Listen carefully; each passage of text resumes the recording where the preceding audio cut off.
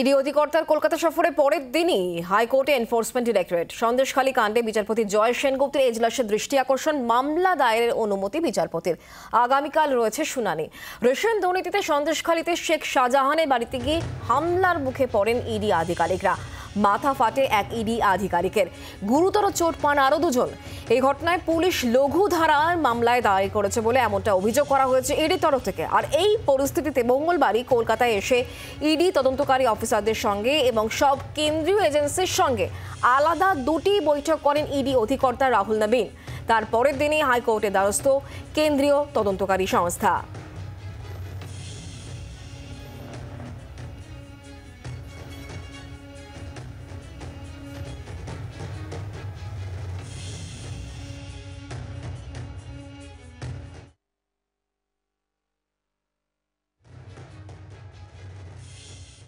পরিকল্পিতভাবেই কাজ করছে। চোর অপরাধীদের ধরা তো ইডি কাজ, তারা সেই কাজ করছে। হাইকোর্ট সেই কাজ করার নির্দেশ দিয়েছে এবং যাতে ঠিকঠাক কাজ হয় তার জন্য হাইকোর্ট নজরদারি করছে। এখন প্রশ্ন হলো, কোনোদিন কোনো অপরাধী কোনো চোরকে ধরবার জন্য আগে থেকে নোটিশ সার্ভ করে যায় নাকি?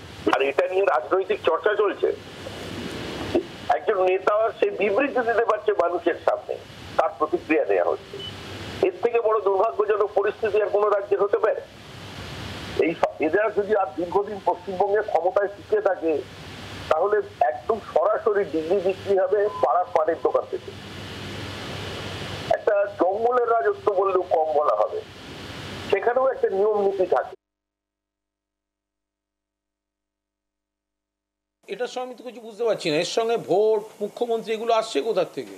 কোনো একটি এলাকার মানুষের যদি কোনো একটি বিশেষ ব্যক্তির প্রতি সহমর্মিতা, সমর্থন থাকে, তার শুভানুধ্যায়ী হয়, তাহলে সেই মানুষগুলিকে গণতান্ত্রিক পদ্ধতিতে আগে তাদের তো এইটা বিশ্বাস করাতে হবে যে কনসার্ন ব্যক্তি কোনো দোষ করেছেন। একটা মানুষের আবেগ থাকবে না? একটা এলাকায় যদি কোনো মানুষের প্রতি এলাকাবাসীর একটা আবেগ থাকে, তার সঙ্গে ল অ্যান্ড অর্ডারকে তুলনা করা হচ্ছে কেন? ওখানে দাঁড়িয়ে দাঁড়িয়ে তো কেউ প্রভোগ করছে না। কিন্তু আমরা বলছি প্রভোকেশন তো বিজেপি দিচ্ছে। বাংলার আওয়াজ, বাঙালির আবেগ, জি 24 ঘন্টা।